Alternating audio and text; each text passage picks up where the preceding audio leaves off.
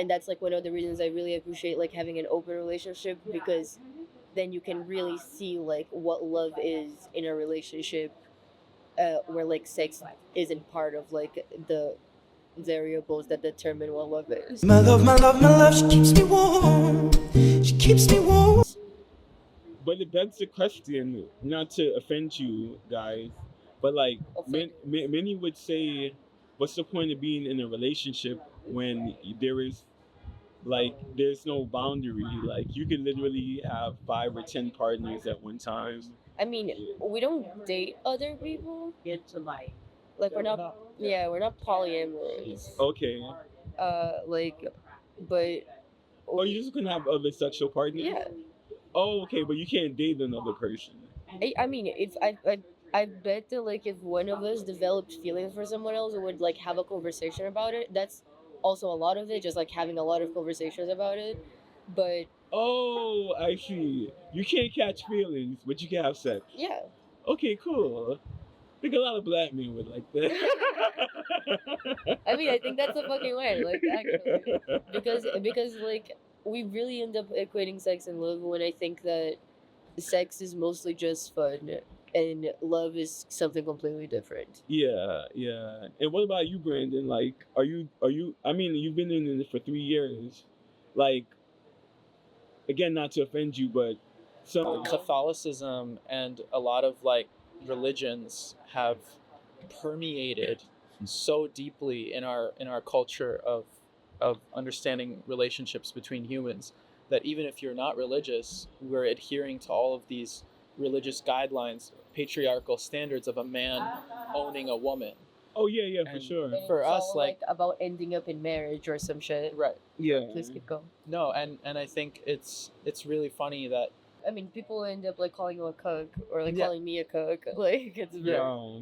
yeah. But it's like at the end of the day, it doesn't matter how many sexual partners each of us has. We wake up in the morning and we choose every morning to reaffirm life together. In that way, I think our relationship is far more deeper and develops much better, healthier habits of communication between us than the average closed relationship. And I think, if I were to eventually one day date someone else and I didn't see Alice anymore, it's very possible that I would not be able to be in an open relationship with that person. I think it's very specific to the two of us that this works really well Wow. because we communicate and we have like extremely high standard for trust and faith in each other.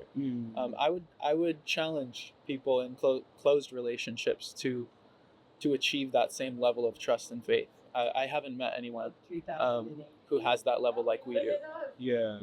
Or like even communication. I feel like a lot of couples that I see don't have like really important conversations that we end up having, like to avoid any kind of like bigger conflict.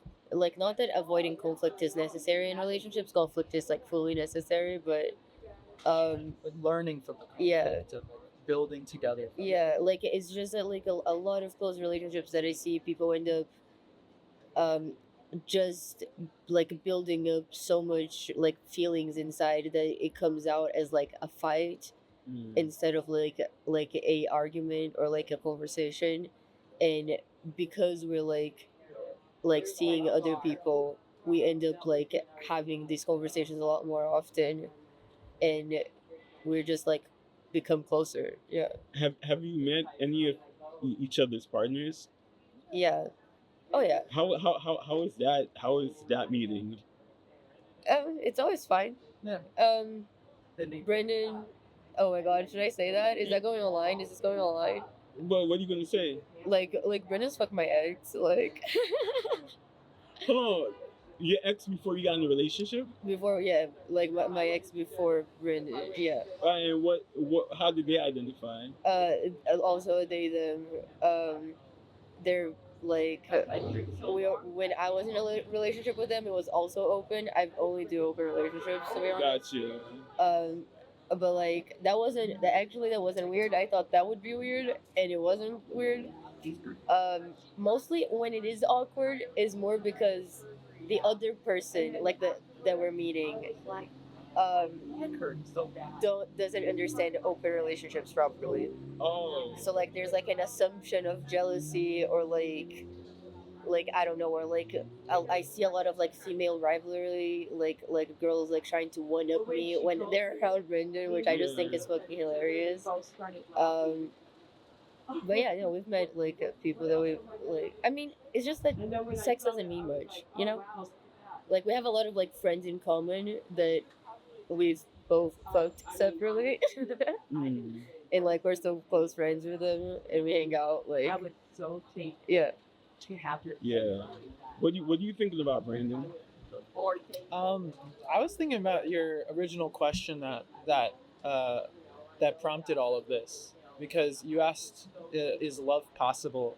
Yeah. Right, and I think it's easy to quickly think about like lustful love or relationship love or love between two people. Yeah, that's why I asked like. Yeah, that's why I Yeah. think we were asking you like what Yeah. you want to know more about. But in this current like environment of like so much fear, I think the political conversations that we were having earlier are actually the same conversations that we're having now about people misunderstanding our open relationship. Mm. It's all rooted in fear, right? And so when people offend us or they don't understand, or there's some sort of miscommunication around that, I think a lot of it comes from a sense of fear. They're like, I feel you. you're in an open relationship, I don't know what that is, I'm scared, like I'm either going to push it away or lash out, and I don't necessarily blame people for having that reaction. I just we wish, hear a lot like I could never. yeah, That's something we hear a lot. Like it's like, oh, that's awesome that you're doing that. I could never. Mm. I just wish, even if you don't necessarily agree with something, you can tolerate disagreeing with something and still maintaining an open mind. And I think that's the first step for people to be able to increase the love that they have for other people, whether it like both platonic and romantic love, to be more, to starting from a place of being open minded. Because if you're not even willing to consider different modes of thinking, even if you ultimately disagree with it, by allowing that different perspective, and you're only strengthening your own viewpoint and like building up your own beliefs and morals even stronger.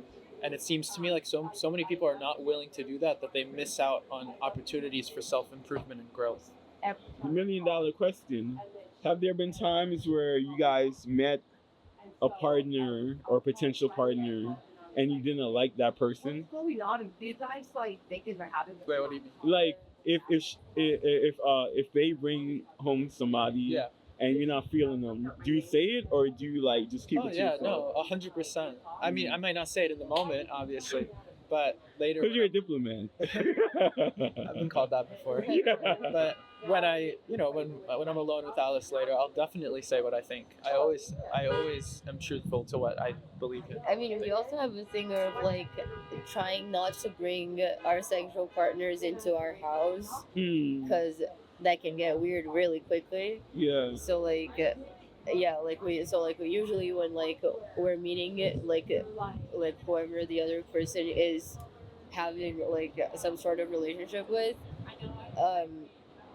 it's like not in our house and like type of shit. Gotcha. So I don't know, like, but it is very common, I guess, like when like meeting someone for the first time, especially the first time, like having a really bad impression because there is such a stigma around like open relationships that like people end up treating it in a certain way. Like there's this one person that you used to like fuck, I guess, and we didn't like each other at first, and now we're good friends. Like, Gotcha. because like at first, like I don't feel like she fully understood that like even though it was open, it was a serious thing. So like she was like trying to like be something more with Brendan, and then when she did understand, we like were able to talk a lot more, and then we ended up like realizing that we actually really are like good friends now. So was there jealousy on your part? I think like jealousy is like a very unproductive feeling. Yeah. Like it never ends up in like good things. I think it's like kind of unavoidable to feel jealous sometimes. With this specific person, no. Like I don't know, like I feel like when there is jealousy, it's really easy to navigate because I've been thinking that jealousy is like a like very unproductive feeling for like years now. So whenever I feel it, I'm like, well, that's fucking dumb. Like if we weren't to be loyal to each other, then it would end. Like there's nothing to be jealous about because there's nothing to be scared of. Like we're pretty strong bases. Disclaimer: the views, opinions, and statements expressed by guests on this talk show are their own and do not necessarily reflect the views, opinions, or positions of The Bjorn Pink Show or its hosts. The content provided is for informational and educational purposes only. We are not responsible for any actions taken based on the information discussed in the show. Listener discretion is advised. Like I think that the sex we're used to having is very capitalistic and it's very like involved in like getting or taking or like trading something. Like that's what it like very much feels like. 37. Judge not, and ye shall not be judged. Condemn not, and ye shall not be condemned. Forgive, and ye shall be forgiven. 38. Give, and it shall be given unto you. Good measure, pressed down, and shaken together, and running over, shall men give into your bosom. Luke 6 verse 37 to 38 King James Version. My love, she keeps me warm. She keeps me warm.